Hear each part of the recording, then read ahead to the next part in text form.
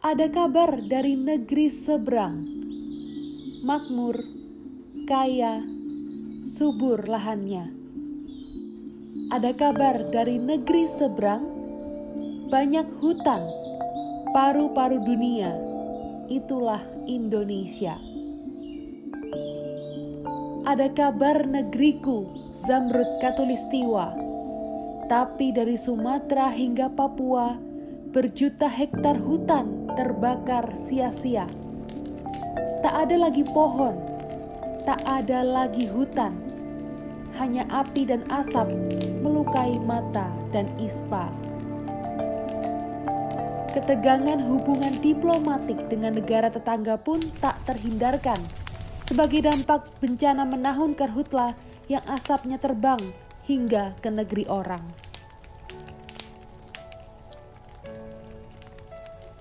Kita patut waspada ancaman karhutla di tengah krisis pandemi yang tak kunjung berakhir.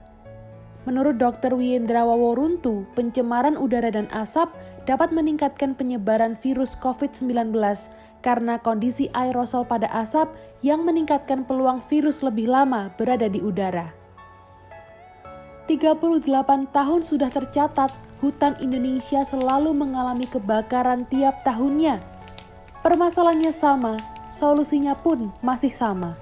Faktor terpenting dalam perang melawan karhutla mencakup deteksi dini titik api, kategorisasi dan prediksi arah perluasan api, sistem penanganan yang cepat, tepat, dan terintegrasi. Berbagai upaya untuk mencegah maupun mitigasi karhutla telah dilakukan, seperti pemanfaatan sensor matic dan WSN. Namun prototipe ini kecil kemungkinan untuk diimplementasikan karena menggunakan IoT dan SMS, sedangkan kawasan hutan yang luas tidak dijangkau oleh provider seluler. Satelit dinilai kurang efektif dalam mendeteksi titik api karena satelit terletak di luar angkasa yang mengakibatkan presisi satelit berada kurang dekat dan menyebabkan jangkauan daerah kebakaran kurang spesifik. Satelit juga sangat sensitif pada cuaca dan curah hujan yang tinggi. Untuk daerah seperti Indonesia dengan curah hujan yang tinggi, pemilihan frekuensi akan berpengaruh terhadap ukuran terminal yang dipakai. Dan penggunaan satelit membutuhkan biaya yang cukup besar. Selanjutnya, dengan melakukan pemadaman darat oleh tim gabungan, pemadaman udara dengan waterbombing, dan melalui teknologi modifikasi cuaca dengan menaburkan benih garam. Namun ini membutuhkan sumber daya manusia dan biaya yang besar. Rintihan Ibu Pertiwi telah memanggil kami, putra-putri dari Politeknik Elektronika Negeri Surabaya, mengusulkan solusi dari permasalahan kebakaran hutan dan lahan yang juga menjadi indikator dalam Sustainable Development Goals nomor 13, yaitu Climate Action. Untuk membantu penanganan karhutla, kami mengusulkan sebuah sistem monitoring kawasan hutan dengan payload multisensor yang melakukan deteksi dini, penanganan dini, dan prediksi perluasan area kebakaran, serta monitoring dan penanganan area terdampak. Gagasan sistem monitoring dan deteksi dini karhutla menggunakan balon atmosfer, radiosonde, dan flying wings. Gagasan dilengkapi dengan penanganan dini serta prediksi area perluasan kebakaran dan simulasi reboisasi hutan terdampak dengan multisensor untuk mendeteksi kelembapan udara, suhu, koordinat GPS, arah, dan kecepatan angin. Balon atmosfer akan diisikan helium sebanyak 1.200 gram pada launch preparation.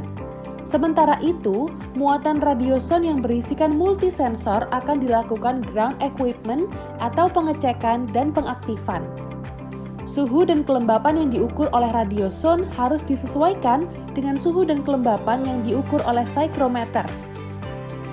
Sistem akan dilepaskan dari ground control station setelah dilakukan juga pengecekan cuaca.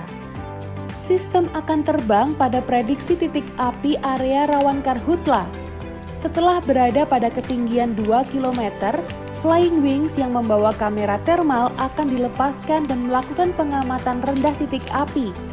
Apabila terdeteksi akurasi tinggi titik api pada flying wings, maka petugas akan mengirimkan drone untuk melakukan penanganan dini terhadap prediksi area titik api bersama petugas. Balon akan terbang hingga ketinggian 4 km bersama muatan radiozone untuk memberikan data perkiraan luas area titik api kepada petugas secara real-time selama kurang lebih 3 jam.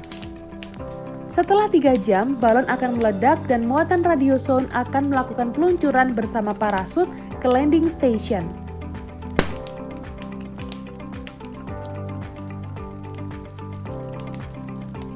Setelah berhasil dilakukan penanganan dini pada titik api terdeteksi, drone akan memonitor area dampak kebakaran.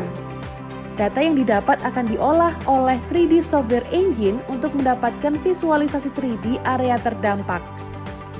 Data ini digunakan untuk simulasi reboisasi pasca kebakaran dengan metode deep learning dalam simulasi memvisualisasikan strategi penanaman area pasca kebakaran hingga 10 tahun ke depan. Sistem harus melalui beberapa tahap, yaitu planning, designing, dan building system. Tahap implementasi melalui kerjasama dengan Kementerian Lingkungan Hidup dan Kehutanan, serta pihak-pihak terkait seperti engineer, Badan Nasional Penanggulangan Bencana, petugas, investor, dan masyarakat Indonesia.